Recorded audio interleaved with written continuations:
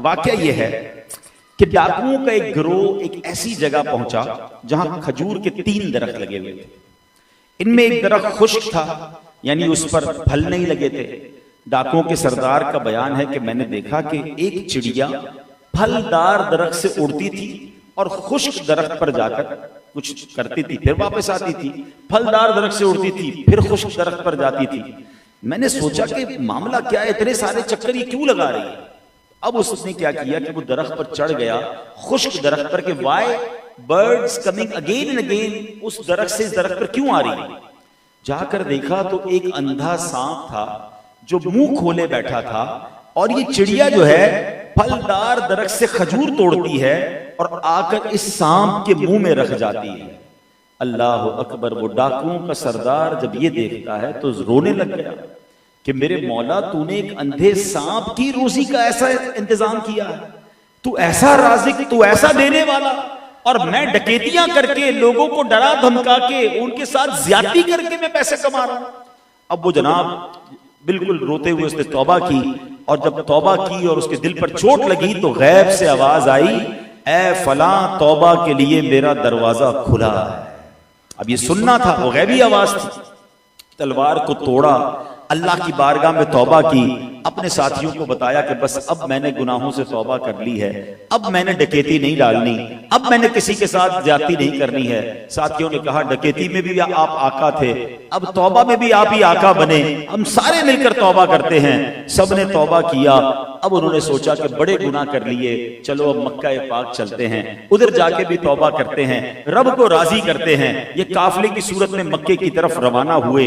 अभी मक्के के करीब पहुंचे थे, एक गांव में पड़ाव डाला, एक बुढ़िया आती है और काफिले का जो सरदार है उसका नाम लेकर पूछती है, क्या इस काफिले में ये भी है?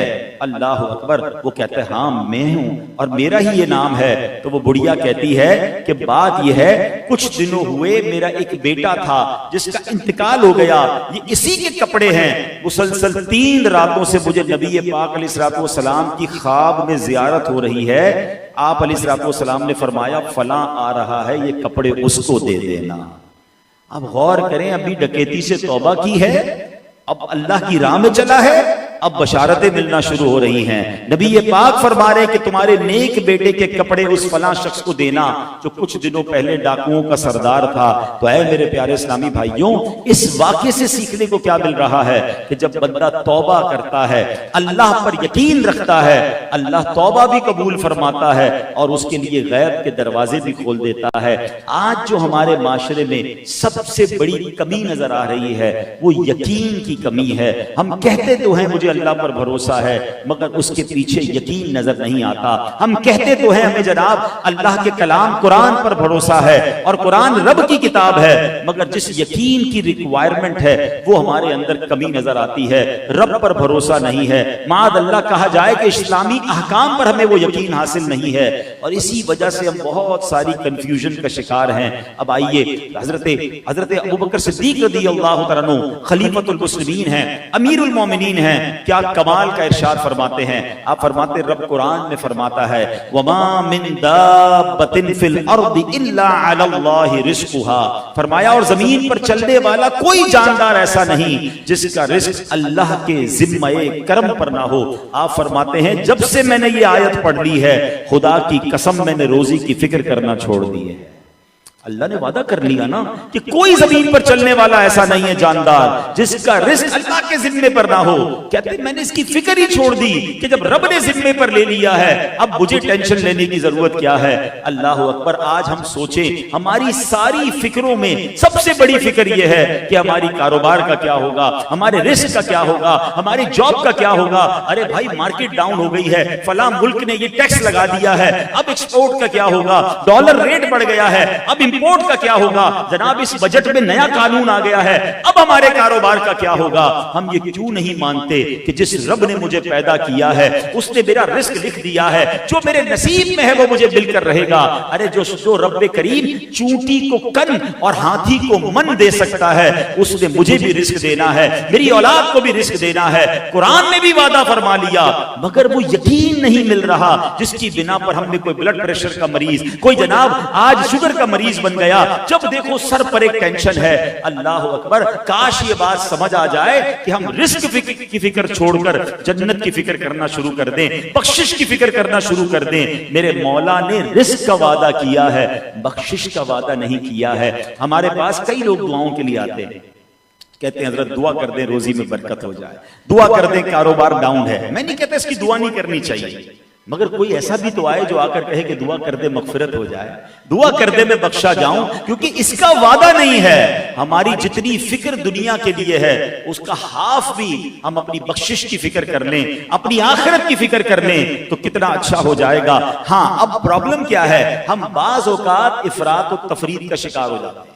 बिल्कुल हमें रिस्क की फिक्र इतनी नहीं करनी जितनी मगफिरत की करनी है, मगर इसका मतलब ये नहीं कि रिस्क की फिक्र छोड़ के कारोबार भी छोड़ दें, कमाना भी छोड़ दें, घर में बैठ जाए। भाई अल्लाह ने जब वादा किया है वो मुसब्बिबुल असबाब है, हमें असबाब भी इख्तियार करने का हुक्म दिया है, मगर सब कुछ असबाब को ना समझें। इस बात को इस वाक़े से समझें कि मशहूर सूफी बुजुर्ग शेख सादी रहमतुल्लाह तआला फरमाते हैं कि एक शख्स था, मेहनत मजदूरी करने के लिए निकला घर से।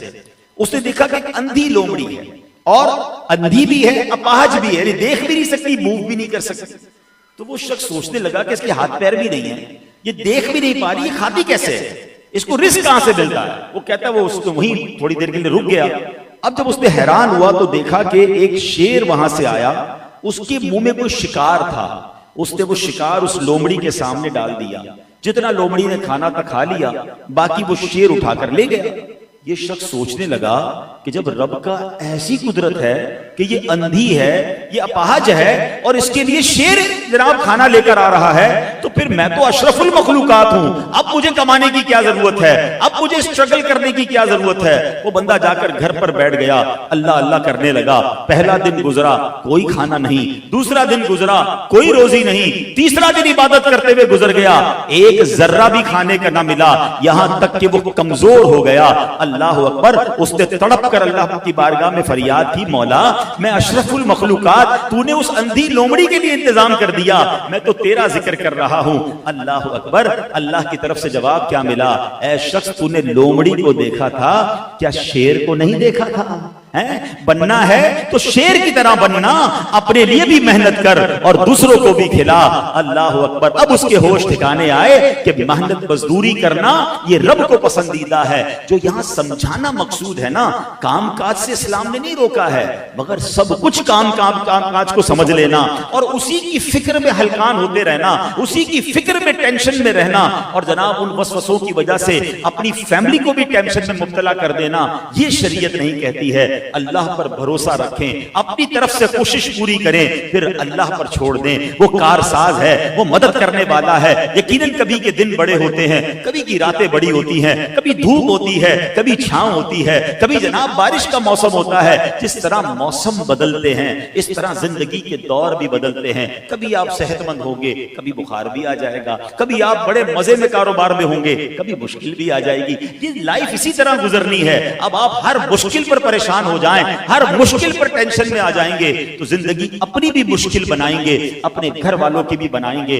अल्लाह अकबर, पिछले दिनों ही तो हमने मुहर्रम के वाकयात सुने, करबला वालों की बातें सुनी, कितनी बड़ी मुश्किल थी।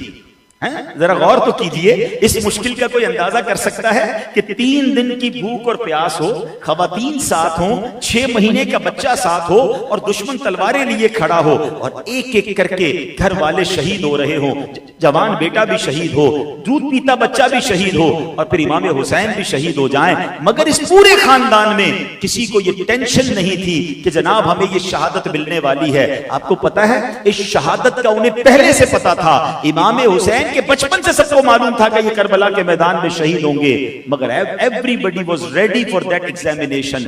यही करबला से मैसेज लेना है कि हम भी रेडी रहें एग्जाम के लिए। आप कहेंगे जनाब उनको पता था, हमें तो नहीं पता होता कल क्या होगा, अचानक हो जाता है, हम परेशान हो जाते हैं, घर में कोई बीमार हो जाता है, कोई कारोबार में लॉस हो जाता है, हम डिप्रेशन का शिकार हो जाते हैं।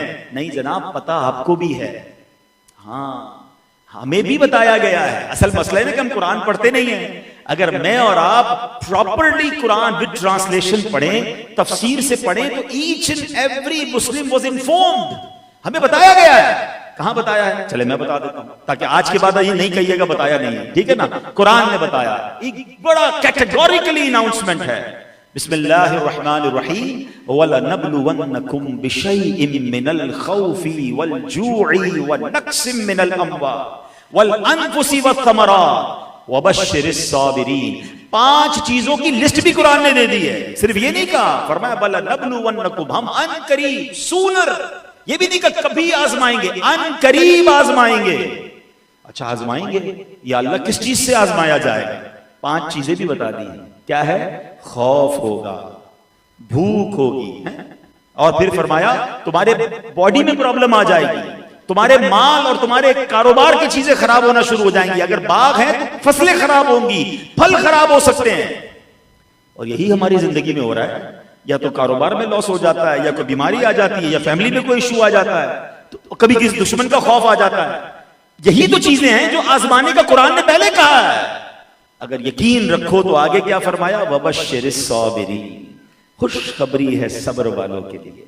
बस ये एग्जाम जब भी आए ना, तो इसको सब्र से गुजारना है, तैयार रहना है। जब भी मुझ पर और आप पर कोई प्रॉब्लम आ जाए, बी रेडी कि या अल्लाह तूने आजमाना शुरू कर दिया, कुरान का हुक्म है, अब मैं इंशाअल्लाह इस आजमाइश पर यकीन के साथ सब्र करूंगा कि जब तूने आजमाइश में डाला है तो निकालना भी तूने ही है। इन्नल्लाह अला कुल्लि शैइन कदीर। और इस यकीन को कितना जरूरी है, देखिए इस टॉपिक पर बात नहीं होती। आज हदीस पाक सुनाता हूं। सरकार दो आलम अलैहिस्सलाम फरमाते हैं, नजा अव्वलु हादिहिल उम्मती बिल यकीनी व ज़ुहदी। इस उम्मत के पहले लोग यकीन और दुनिया से बेरगबती के जरिए नजात पा गए। यकीन होता था और दुनिया से बेरगबती होती थी, उन्हें नजात मिल जाती थी। और फरमाया वा यहलिकु आखिरु हादिहिल उम्मा बिल बुखली वल अमली। फरमाया इस उम्मत के आखिर में आने वाले कंजूसी और लंबी उम्मीदों के सबब हलाक हो गए। आज देखें उम्मीदें लंबी हैं, बहुत जीऊंगा, अभी तो 5 साल बाद ये करना है, 10 साल बाद ये प्लान है, बस ये घर बन जाए, फिर अगले 10 साल बाद सोसाइटी चेंज, कंट्री चेंज है, फला प्लानिंग फला planning. We are not talking कि प्लानिंग न करो, प्लानिंग करनी चाहिए, मगर इस प्लानिंग में आखिरत कहां है? इन तमाम चीजों में मेरा मरना कहां है? अगर ये करते करते मर गया तो सुभान अल्लाह, ये भी तो प्लानिंग होगी, कब्र भी रोशन होगी, उधर भी जवाब सही दूंगा। जनाब सदका जारिया के इतने काम कर लिए कि उधर भी जन्नत तैयार है। तो प्लानिंग आखिरत की भी तो होना, और अल्लाह पर यकीन भी हो।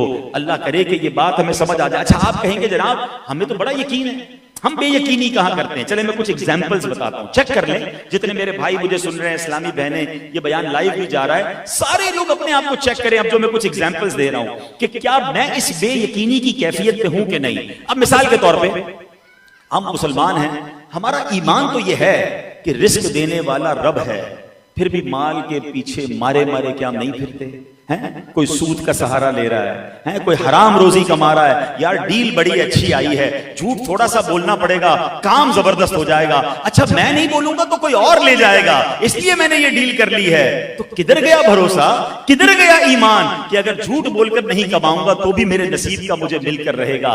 ईमान जबान से कहने का नाम नहीं है।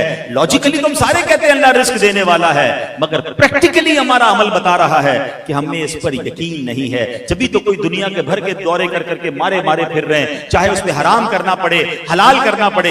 मैं दोबारा कहता हूं, हलाल कमाने के लिए स्ट्रगल करने का मना नहीं किया शरीयत ने, लेकिन जो हलाल और हराम की तमीज उठा देते हैं, या सिर्फ कारोबार और माल को टाइम देकर उनकी नमाजें भी कज़ा हो रही हैं, वो अपनी फैमिली को भी टाइम नहीं दे रहे, अपनी सेहत को भी बर्बाद कर रहे हैं, तो फिर उनका इसका मतलब ये हुआ कि फिर यकीन नहीं रहा। आगे चलिए, हम सब मानते हैं कि अल्लाह मुश्किलात से निजात देने वाला है, मुश्किल से निजात देने वाला तो रब है ना, ये हमारा मानना है, मगर यकीन है?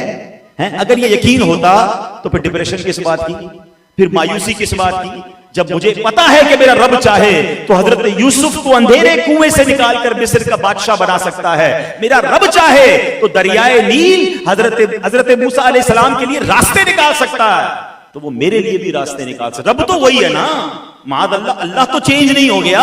जो हजरत मूसा के दौर में रब था वो आज भी रब मौजूद है, फर्क मेरे अंदर आ गया है। हजरत मूसा को यकीन था, अल्लाह की भरोसे पर कदम रखा, दरियाए नील ने रास्ता दिया। मुझे अल्लाह पर यकीन ही नहीं रहा तो कहां से मेरे मसले हल होंगे। हजरत इब्राहिम के साथ क्या हुआ था आपको पता है? हजरत इब्राहिम अलैहिस्सलाम को जब आग में डाला गया तो सारे फरिश्ते बारी बारी आए कि आप हमें इजाजत दें। हवा का फरिश्ता आया, आप इजाजत दें तो हवा से आग बुझा देते। बारिश का फरिश्ता आया, आप इजाजत दें बारिश बरसा कर आग बुझा दूंगा। आपने फरमाया मुझे तुम्हारी कोई जरूरत नहीं है। अब जब बिल्कुल आपको थ्रो कर दिया गया ना आग में, अब बिल्कुल उस मोमेंट पर हजरत जिब्रील आया, कहते ए इब्राहिम अब हमसे तो मदद नहीं मांग रहे, रब से तो मांग ले। आपने फरमाया अल्लाह देख रहा है ना, अगर उसे बचाना होगा तो बचा लेगा, और अगर इसकी रिजा इसमें है कि मैं आग में डाला जाऊं तो मैं राजी हूं। ये जो राजी बर रिजा है ना, ये बात बड़ी गहरी कहने जा रहा हूं। आज इस जुमले को जरा समझ लीजिए।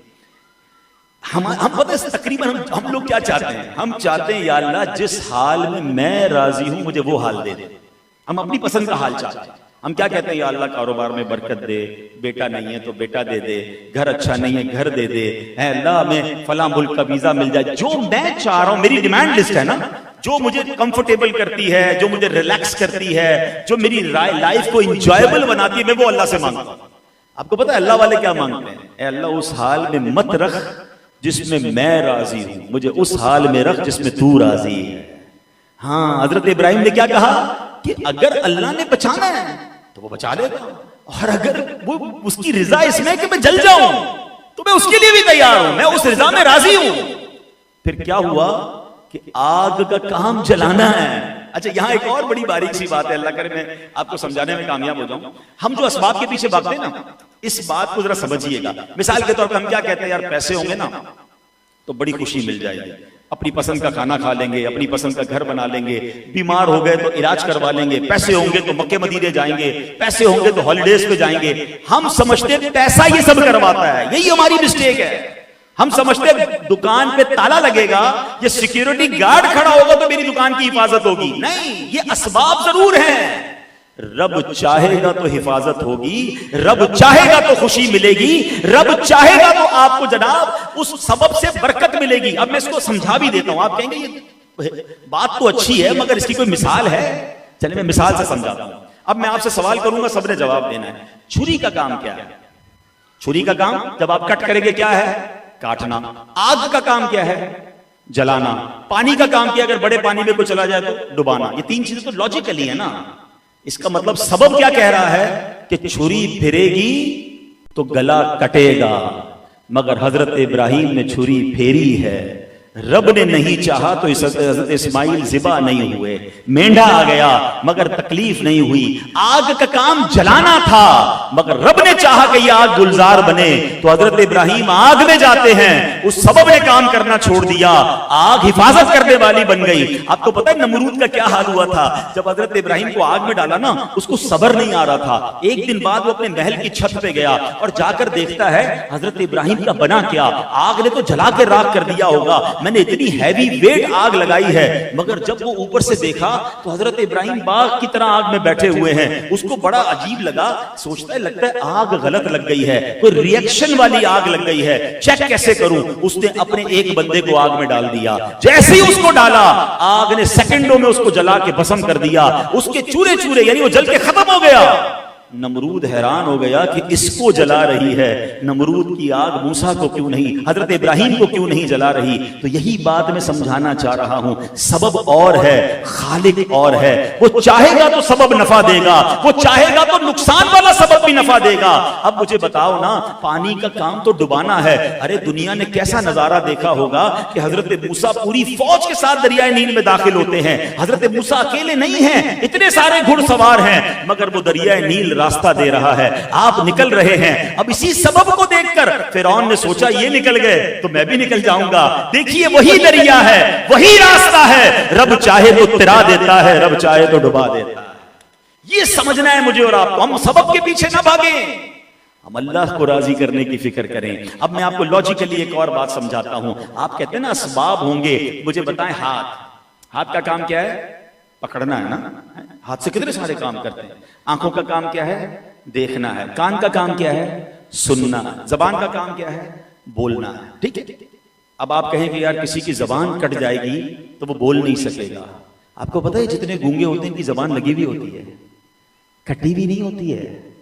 हाँ, जितने नाबीना होते हैं उनकी आंखों में होल नहीं होता, आईज आर एग्जिस्टिंग, आंखें मौजूद होती हैं। कभी कभी तो कोई नाबीना हमारे सामने ऐसे देखता, हम कहते देख तो रहा है, मगर फिर हाथ हिलाते तो पता चलता नहीं यार इसको नजर नहीं आ रहा है। बहरे के कान होते हैं, ऐसा थोड़ी के कान निकले हुए होते हैं, तो इसका मतलब बॉडी पार्ट का तो कमाल ही नहीं है?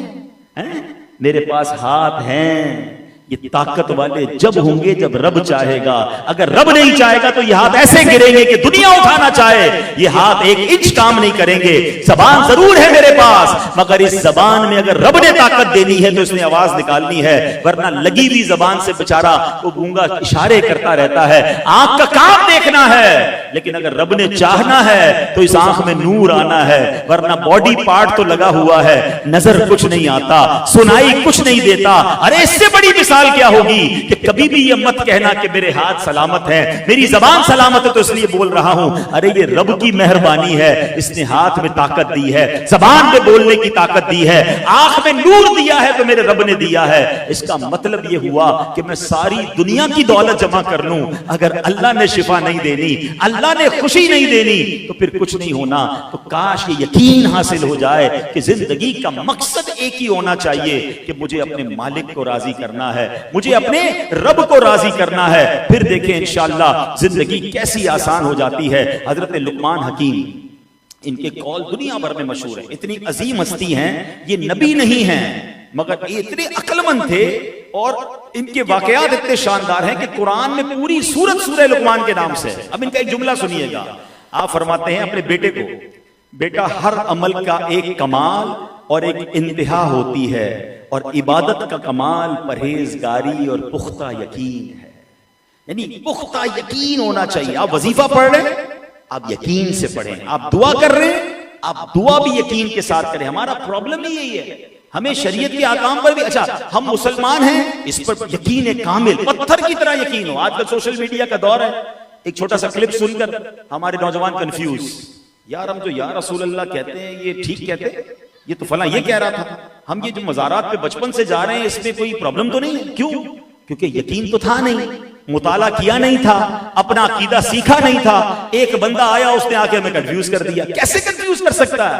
जिस तरह मुझे यकीन है कि इस वक्त रात है, ऐसे मुझे यकीन होना चाहिए कि अल्लाह एक है, अल्लाह करीम, उसके प्यारे नबी अलैहिस्सलाम अल्लाह के आखिरी नबी हैं। इस अकीदे में कोई मुझे शको शुबा नहीं है, यकीन कामिल है। अल्लाह सुब्हानहू व तआला ने कुरान पाक हमारे आका पर नाजिल किया है, यकीन कामिल होना चाहिए। मुझे सहाबा पर मोहब्बत है, हर सहाबी जन्नती है, ये यकीन कामिल होना चाहिए। हर अहले बैत हमारी आंखों का तारा है, इसमें कोई कमजोरी की बात नहीं है। हमारा ये यकीन होना चाहिए औलिया अल्लाह के नेक बंदे, और अल्लाह उन्हें अपनी अताओं से बेशुमार इख्तियारात अता फरमाता है, ये मेरा यकीन कामिल होना चाहिए। पहले पढ़ लीजिए, पहले सीख लीजिए और फिर लॉक कीजिए अपने अकीदे को, अपने ईमान को मजबूत कीजिए। इसमें एक और प्रॉब्लम भी आजकल आ रहा है कि हमारे बुजुर्ग बैठे हैं, मैं हाथ जोड़ा हूं आपके आगे, आपके माशाल्लाह सबके अकीदे बड़े मजबूत, बड़े प्यारे हैं, मगर क्या यही अकीदे हमने अपने बच्चों को सिखाए हैं? हमारे नौजवान औलाद को ये पता है? हमें पता ही नहीं कौन कहां बैठ रहा है, सोशल मीडिया पे क्या देख रहा है और कंफ्यूज हो रहा है। इसकी कंफ्यूजन कौन दूर करेगा? अगर हम चाहते हैं कि मेरी औलाद मेरे मरने के बाद सदका जारिया का बाइस बने, तो आपको आपके वालिदैन से जो अकीदे का यकीन मिला था उस यकीन को ट्रांसमिट कीजिए, उस यकीन को अपने बच्चों को सिखाइए, ताकि मेरे मरने के बाद भी मेरी औलाद को नेकी वाला काम करे और सही उल अकीदा मुसलमान बने। तो ये जिम्मेदारी है वालिदैन की। हम बहुत कुछ सिखाते हैं, लोग कहते हैं मेरे बेटे ने फलां मुल्क में जाकर डिग्री हासिल कर ली, मेरा बेटा जनाब बिजनेस में इतना माहिर बन गया। जनाबे वाला, क्या आपने अपने बेटे को पक्का मुसलमान बना लिया, उसका अकीदा महफूज कर दिया? न जाने किसके साथ बैठ रहा है, किसके साथ उठ रहा है। रोज की नई बातें सुनने को मिल रही हैं कि जनाब पक्के सुन्नी है, घराने के बच्चे हैं और जनाब आज कंफ्यूज फिर रहे हैं। कौन जवाब देगा? खुदा के वास्ते खुद भी यकीन हासिल करें और उस यकीन को अपने बच्चों को, अगर प्रॉब्लम है उलमा अहले सुन्नत मौजूद हैं, उनकी किताबें मौजूद हैं, तो इंशाअल्लाह जब यकीन की बरकतें होंगी फिर देखें कैसे ईमान कामिल होता है। हजरत अब्दुल्ला रज़ी अल्लाह तआला फरमाते हैं, बेशक रहमत और मुश्किलात से नजात यकीन और अल्लाह पाक की रिजा में है, और गम व परेशानी, शक और अल्लाह करीम की नाफरमानी में है। अल्लाह करीम मुझे और आपको यकीन ऐसा कामिल अता फरमाए। और मैं आपको, वक्त मेरे पास कम है, 2 वाकयात ज़हन में थे, मगर एक दिलचस्प वाकया सुना देता हूँ। ईमान ताज़ा हो जाएगा, गौसे पाक से मोहब्बत और बढ़ जाएगी। हो सकता है सोशल मीडिया पर किसी को मेरे इस बयान से प्रॉब्लम होता हो तो हो जाए। हमें अल्लाह वालों पर यकीन है कि अल्लाह ने उन्हें बड़ा कमाल दिया है। ये वाकया कौन बयान करता है? अल्लामा अरशदुल कादरी साहब ने यह वाकया लिखा। मुख्तसर वाकया सुनाता हूँ, वाकया तो बड़ा तवील है। अब्दुल्ला नाम का एक बहुत बड़ा डाकू था, और वो उसको बड़ी अचानक दिल पर चोट लगी कि अब मुझे तौबा करनी चाहिए, बड़ी मैंने जिंदगी गलत कामों में गुजार दी है। तो अब उसने जब बहुत जो है वो चोट लग गई कि तौबा करूं, तो किसी से पूछा कि कैसे मैं जो है वो नेकी के रास्ते पे जा सकता हूं, कौन सा रास्ता तलाश करूं? तो किसी ने कहा पहले तुम ऐसा करो, कोई मुर्शिद तलाश करो, कोई ऐसा पीर तलाश करो जिसकी बरकत तुम्हें मिले, वो तुम्हें अल्लाह के रास्ते पर लगा दे। उसने कहा अच्छा बताओ फिर मुर्शिद कहां तलाश करूं? तो मशवरा देने वाला कोई मामूली सा ही इंसान था। उसने कह दिया कि अल्लाह पाक पर यकीन रखकर निकलो, जिस पर तुम्हारा दिल मुतमइन हो जाए ना, समझ लो वही तुम्हारा पीर है। अब वो निकल पड़ा रास्ते में कि चलो ढूंढता हूं कौन मुझे पीर मिलता है। अब रात हुई तो अल्लाह पाक की बारगाह में रो रो के दुआ की कि या अल्लाह मुझे कोई मुर्शिद मिला दे, मैं तेरी राह में आना चाहता हूं। और वो दुआ करके बाहर सड़क पर निकल गया। चौराहे पर पहुंचा तो उसे एक शख्स आता दिखाई दिया। बस उसने जहन बना लिया कि लगता है अल्लाह की तरफ से आया है, यही मेरा पीर है, हैं? उसने इसको पकड़ लिया, कहा मुर्शिद जल्दी से अपना मुरीद बना ले, मुझे अल्लाह के रास्ते पे चढ़ा दे। वो बंदा चोरी करने निकला था, जिसको इसने पकड़ा ना कि मेरा पीर बन जाओ, वो चोरी करने के लिए निकला था। तो अब वो बड़ा परेशान हुआ कि ये मेरे पीछे पड़ गया, लोग जमा हो जाएंगे, मैं पकड़ा जाऊंगा। कहता अच्छा ठीक है, इधर ही खड़े रहो, अभी मैं कहीं जा रहा हूं, वापस आकर तुझे अल्लाह का रास्ता बताता हूं। बस पीर साहब बड़ी मेहरबानी, वो चौराहे पे खड़ा हो गया। वो गया अपना चोरी वोरी करके अपने कामों में लग गया। 1 दिन गुजर गए, 2 दिन गुजर गए, 3 दिन गुजर गए। लोग कहते घर चलो, कहते नहीं पीर साहब ने आना है। यकीन था ना कि मुझे अल्लाह का रास्ता दिखाना है। अब अल्लाह की शान देखें, जो वो चोर था ना, वो चोर कहां पहुंच गया? चोरी करने की नीयत से गौस पाक रज़ी अल्लाह तआला के घर पे पहुंच गया है। शेख अब्दुल कादिर जिलानी, वलियों के सरदार, उनके दर पर पहुंच गया। अब जब वो उधर गौसे पाक जो है वो इबादत कर रहे थे, एक शख्स ने हाजिर होकर अर्ज की, आली जां फुला शहर के अब्दाल का इंतकाल हो गया है। हुजूर गौस पाक ने दुआए मगफिरत की, और अब जब चोर पर नजर पड़ी, निगाहे विलायत डाली, एक ही निगाह में तौबा भी करवाई, विलायत के दर्जे भी तय करवाए। फरमाया तुम फला शहर के अब्दाल हो, फौरन वहां के लिए रवाना हो जाओ। अब निगाहे वली में वो तासीर देखी, बदलती हजारों की तकदीर देखी। वो शख्स अब वापस जा रहा है, गया चोरी करने था, अब वली बनकर निकल रहा है। अब गया तो रास्ते में वही बंदा चौराहे पर खड़ा है, कहता पीर साहब आप आ गए, अब मुझे रास्ता दिखा दीजिए। अल्लाह अकबर। अब वो शख्स जो चोर बनकर गया था, उस यकीन कामिल की बरकत से अल्लाह ने उस चोर की काया पलट दी और उसको भी अल्लाह का वली बना दिया। वो खुद कहते हैं कि एक शख्स की सच्ची लगन और पुख्ता यकीन का कमाल है कि रब्बे करीम ने मुझ पर ऐसी इनायत अता फरमा दी। तो अच्छी नीयतें मामलात को बदल दिया करती हैं, वो मुश्किलों को आसान कर दिया करती हैं। तो बहरहाल मेरे प्यारे इस्लामी भाइयों, आज जो मेरा टॉपिक था वो यही था कि अल्लाह पर भरोसा रखें, यकीन कामिल रखें, अपने आप को डिप्रेशन और मायूसी की तरफ न जाने दें, उस रब्बे करीम के कुदरत पर यकीन रखें और इतना दुनिया के पीछे न भागें। मुझे और आप सबको मरना है, ऐसा ना हो दुनिया को शानदार कर लें और आखिरत में बर्बादी हमारा मुकद्दर हो। अक्लमंद वो है कि अगर दुनिया में अल्लाह ने बेहतरीन जिंदगी दी है ना, वो अपनी आखिरत भी बेहतरीन बनाने की फिक्र शुरू कर दे। दुनिया ने कहीं नहीं जाना है। हम एक जुमला दुआओं में कहा करते हैं, रहमान दुनिया वल आखिरा, मेरा मालिक दुनिया का भी रब है, वो आखिरत का भी रब है। रब को राजी कर लूंगा, वो दुनिया भी अच्छी कर देगा, वो आखिरत भी अच्छी कर देगा। अल्लाह मुझे भी यकीन कामिल की दौलत से नवाजे, आपको भी नवाजे और अल्लाह करीम हमें तवक्कुल की नेमत अता फरमाए। आमीन बिजाहि नबील अमीन सल्लल्लाहु तआला अलैहि वसल्लम। ऐसी प्यारी बातें दावत इस्लामी के माहौल में बताई जाती हैं। आप भी इस माहौल से वाबस्ता रहें, दावत इस्लामी के इज्तिमात में आते रहें, मदनी चैनल पर हमारे बयानात सुनते रहें, प्रोग्राम देखते रहें, तो इंशाअल्लाह मजीद दिल पर असर होता रहेगा। अल्लाह करीम हम सब की हाजिरी को कबूल फरमाए।